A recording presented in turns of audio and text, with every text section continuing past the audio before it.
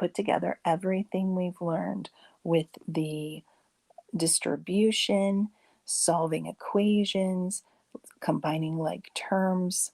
I've got our inspector back here. So just to remind you that you have to inspect your equation before you start solving. You really want to make a plan and study it before you just jump in. You want to locate that equal side, simplify each side.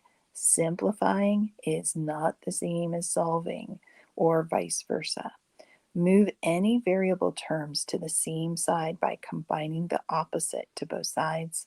Solve for the variable using inverse and opposite order of operations. Let's jump into our first problem here. Don't forget those rules. I think I'm going to keep those rules up right there.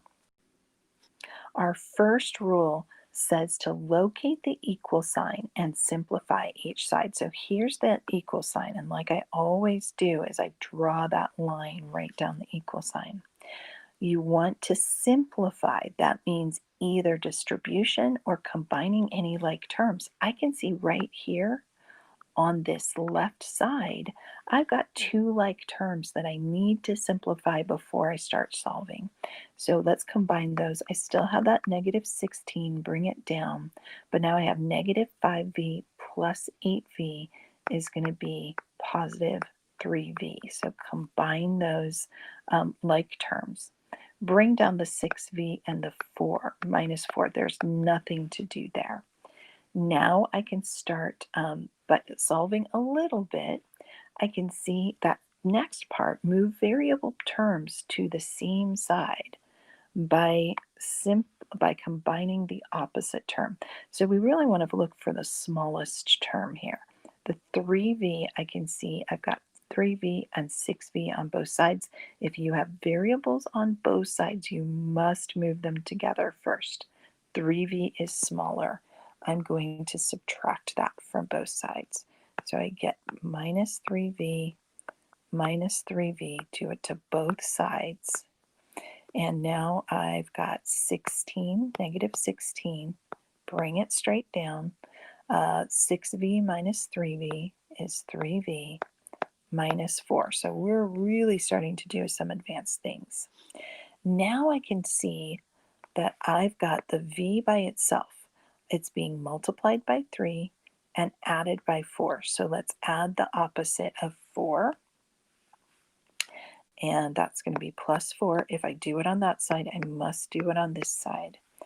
Now I have negative 12. Use a calculator if you're not very good with positive and negative addition.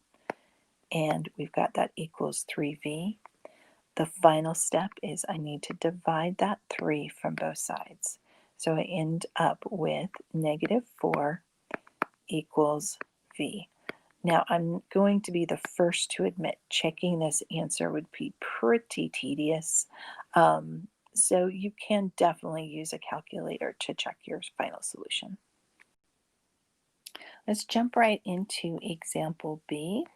So for example B, once again, find that equal sign, draw your line down it if you need to. Not everybody needs to do that, but when you're first doing these, it really does help. Next, we can see we've got parentheses, so that means I need to distribute that negative 8 right here. So let's just bring everything straight down. I've got 245 on the left side. Don't forget that 5r. Negative 8 times 4r is negative 32. What a big number. R. Negative 8 times negative 7 is positive 56. Then I've got 245. Once again, some really big numbers. I have some like terms. 5r minus 32r. So combine those before you solve. This is a common mistake I see students make. They don't combine those, so you only have one variable before you solve. This will make negative 27r plus 56. And now we can start solving this. So I've got to the r, I'm multiplying 27, negative 27, and I'm adding 56. So let's subtract that 56 first. So subtract 56 and subtract 56.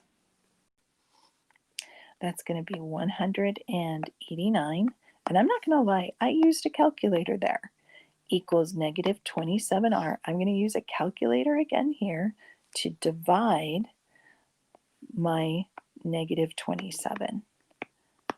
And I'm hoping that goes evenly and we don't get a decimal or a fraction here. And we are in luck. That does end up being negative 7 equals r. And don't forget those will cancel out there, the negative 27s. So that worked out quite nicely. I will tell you, a good clue if you're doing this right or not is I do try to give you very nice numbers in the end and not too many fractions or decimals. So if you're getting a fraction or decimal, you might want to double check your work. Right. I think we're going to do example C together, and then I'm going to leave example D for you to do on your own. So let's take a look here. Example C, draw that line down the equal, inspect it. I can see I need to distribute a 3 here. I need to distribute a 2 here. So let's do that. I've got 3 times negative 8v. So this is negative 24v.